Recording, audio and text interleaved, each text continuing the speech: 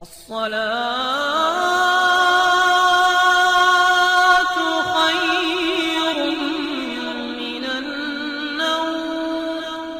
ناظرین گرامی، آج کی اس ویڈیو میں ہم جو واقعہ پیش کرنے والے ہیں یہ اپنی نوعیت کا عجیب واقعہ ہے۔ اس عجیب واقعے میں ہماری بہنوں کے لیے ایک پیغام ہے، اس لیے ہر مسلمان اس ویڈیو کو آخر تک ضرور دیکھے اور اپنی عورتوں کے ساتھ اس ویڈیو کو ضرور شیئر کرے۔ یہ واقعہ کچھ اس طرح سے ہے، کہتے ہیں کہ ایک نوجوان شخص بہت بیمار ہوا، جس پر اس کی والدہ نے نظر مانی کی کہ اللہ میرے بیٹے کو شفا عطا فرمائے تو میں 7 دن کے لیے اس دنیا سے نکل جاؤں گی۔ اللہ تبارک و تعالیٰ کا ایسا کرنا ہوا کہ اس عورت کے نظر مانے پر اس کے بیٹے کو شفا عطا فرما دی، مگر وہ عورت اپنی نظر پوری نہ کر سکی، اور کرتی بھی تو کیا کرتی، اس کی نظر ہی ایسی تھی کہ وہ بے بس تھی۔ بہت عرصے کے بعد خواب میں دیکھا کہ ایک بزرگ فرما رہے ہیں کہ خدا کی بندی تو اپنی نظر کو پورا کر تاکہ خدا کی باز پرس سے محفوظ رہ سکے۔ صبح ہوئی تو اس عورت نے اپنے لڑکے کو بلا کر واقعہ بیان کیا،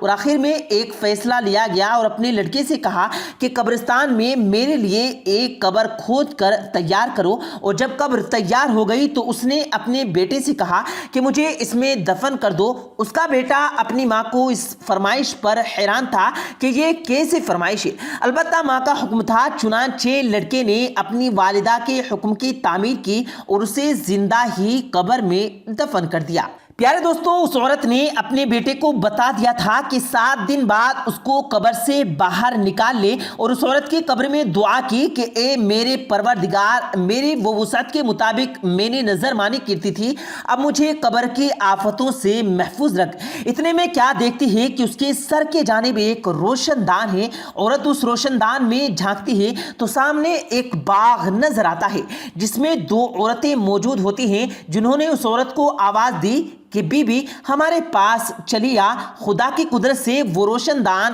کشادہ ہو جاتا ہے، یعنی چوڑا ہو جاتا ہے، اور اسے وہ عورت نکل کر باغیچے میں ان دونوں عورتوں کے پاس جا پہنچتی ہے، اور وہ پہنچ کر اس نے دیکھا کہ باغ میں ایک پاکیزہ حوض ہے جس پر وہ دونوں عورتیں بیٹھی ہوئی ہیں۔ اس عورت نے ان دونوں کے پاس پہنچ کر ان کو سلام کیا، لیکن ان میں سے کسی بھی عورت نے اس کے سلام کا جواب نہیں دیا۔ اس عورت نے ان سے پوچھا کہ تم تو ابھی بات چیت کر رہی تھی، آخر میری بات کا جواب کیوں نہیں دیتی ہو؟ اس پر ان دونوں عورتوں نے جواب دیا کہ سلام تو عطاۃ بندگی ہے اور یہاں ہم اس سے روک دیے گئے ہیں۔ اتنے میں کیا دیکھتی ہیں کہ ان دونوں عورتوں میں سے ایک عورت کے سر پر پرندہ اپنے پر سے ہوا کر رہا ہے، اور دوسری عورت کے سر پر ایک پرندہ اپنی چونچ مار رہا ہے۔ یہ دیکھ کر پہلی عورت سے دریافت کیا گیا کہ تمہاری یہ فضیلت کا سبب کیا ہے؟ اس نے جواب دیا کہ میں دنیا میں اپنی شوہر کی فرما بردار بیوی تھی، میرے دنیا سے رخصت ہوتے وقت میرا شوہر مجھ سے بہت خوش تھا،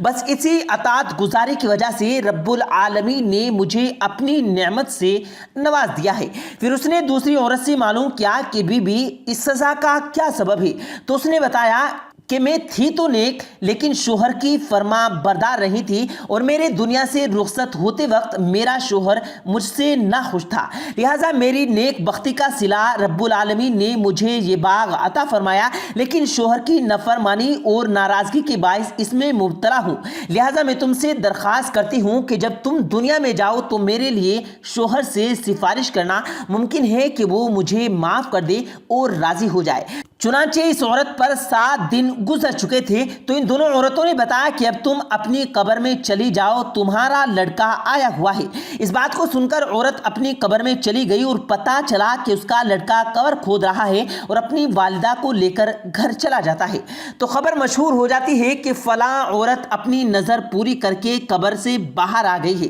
تو لوگ اسے ملاقات کے لیے آنے لگے، جس میں سے ایک اس کا شوہر بھی تھا جس عورت نے سفارش کی تھی کہ اس عورت نے اس شخص سے اس کی بیوی کا حال بیان کیا اور اس کی بیوی کی سفارش کی، جس پر وہ شخص اپنی بیوی کا قصور معاف کر دیتا ہے، اور اس عورت نے خواب میں دیکھا کہ اس کی بیوی اسے کہہ رہی ہے کہ بیوی تیری وجہ سے اللہ نے مجھے عذاب سے نجات کر دیا ہے، اللہ تیری بھی تمام گناہ معاف کرے اور تجھے اس کی بہترین جزا عطا فرمائے۔ ناظرین گرامی، یہ واقعہ ایک کتاب سے نقل کیا گیا ہے جس کا نام ہے عقائدوں کا گلدستہ۔ یہ خاص طور پر شادی شدہ بہنوں کے لیے پیغام ہے، بلکہ غیر شادی شدہ بہنوں کے لیے اپنی ذہن نشی کر لیں کیونکہ یہ سمجھنے میں بہت مدد کرے گا۔ اس واقعے سے معلوم ہوتا ہے کہ شوہر کی فرما برداری کا کتنا بڑا صلہ ہے، اور یاد رکھیں کہ شوہر کا بیوی پر بہت حقوق رکھے ہیں جن کا ذکر قرآن اور حدیث میں ملتا ہے،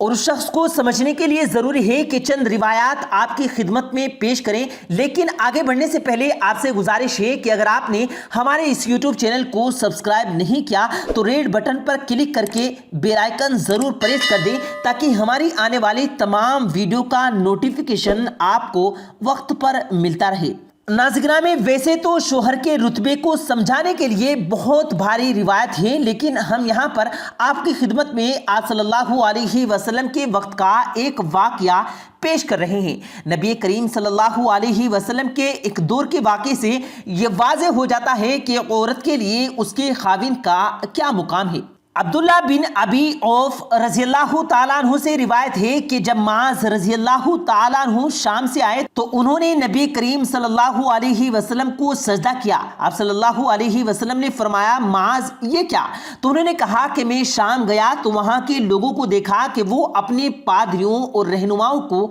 سجدہ کر رہے تھے۔ مجھے یہ اپنے دل میں اچھی لگی کہ ہم لوگ آپ کے ساتھ یہ طریقہ اختیار کریں، تو رسول کریم صلی اللہ علیہ وسلم نے ارشاد فرمایا،